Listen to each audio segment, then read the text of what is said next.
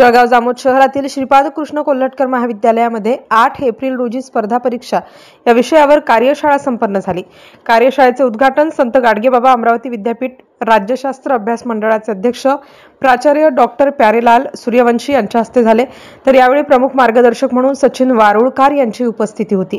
विशेष उपस्थिती व मार्गदर्शक म्हणून प्राध्यापक डॉक्टर अनिल कडू पावडे महाविद्यालय वरुड, प्राध्यापक डॉक्टर विनायक भटकर हे उपस्थित होते। कार्यक्रमाच्या सुरुवातीला माता सरस्वती व राष्ट्रसंत गाडगेबाबा प्रतिमांचे पूजन करण्यात आले। प्रास्ताविकपर मार्गदर्शनानंतर मान्यवरांचा शाल व बुके देऊन सत्कार करण्यात आला।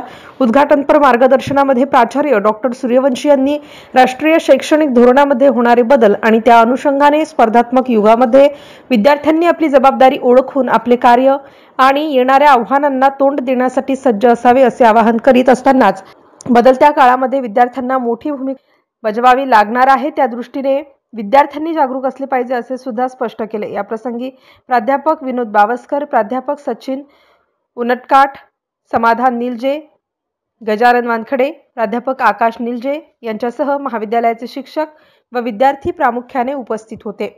MCN न्यूज मराठीकरिता दिलीप पिंगळे, जळगाव।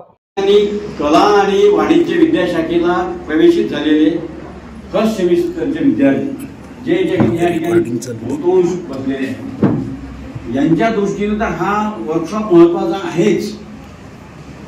त्याही पलीकडे जाऊन जे आता 6th सेमिस्टरला आलेले विद्यार्थी आहेत त्यांच्यासाठी सुद्धा महत्वाचा आहे। Now we are going very important phase as far as NEP is concern.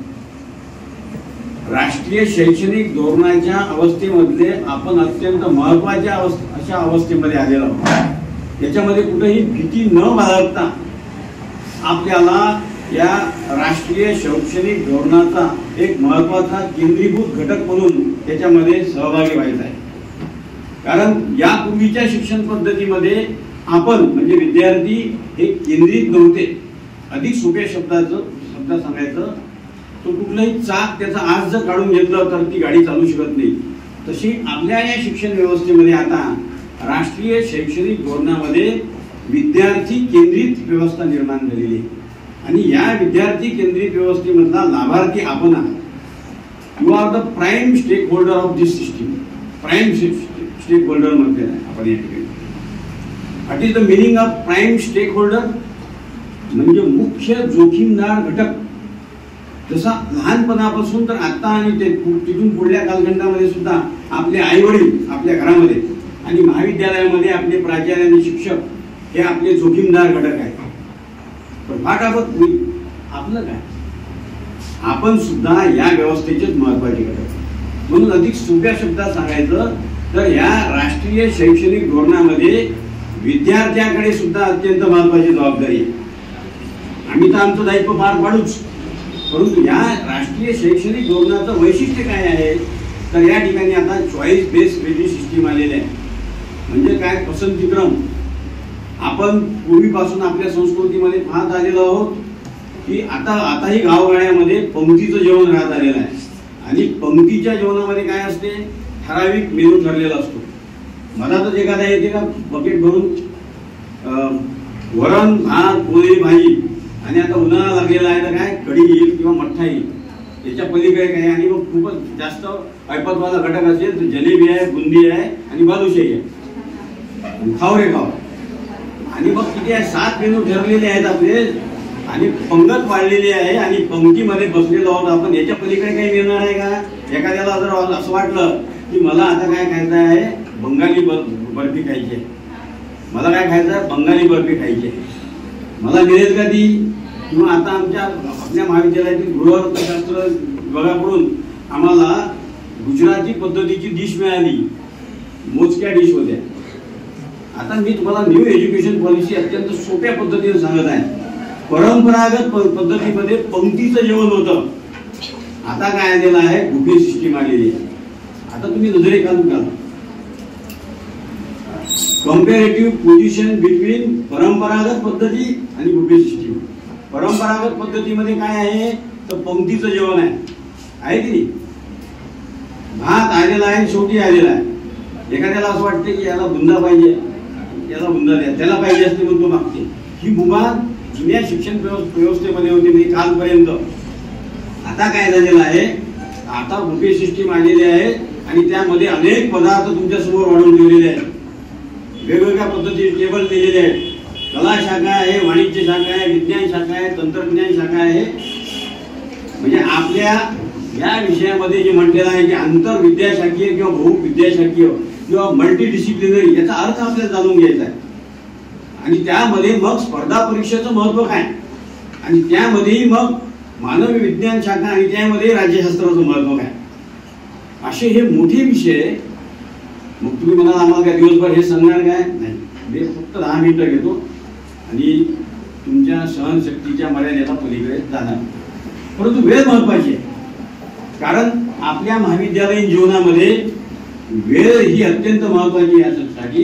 कारण आपल्या या संपूर्ण आयुष्यामध्ये महाविद्यालय जीवन हा आपला सुवर्ण काळ आहे आणि या सुवर्ण काळामध्ये प्रत्येक क्षण महत्वाचा आहे. इथं बहुतांश मायमावल्या बसलेल्या आहेत.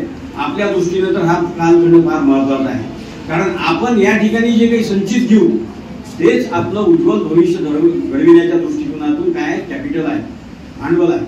म्हणून एक शायर असं म्हणतो, ऐका नीटपणे, तिकडे बाल्कनीत बसलेले जे आहेत ऐकून घ्या व्यवस्थित, की वक्त जब सजने का आया तबही टूटा आईना. काय म्हणलेलं आहे, वक्त जब सजने का आया तबही टूटा आईना.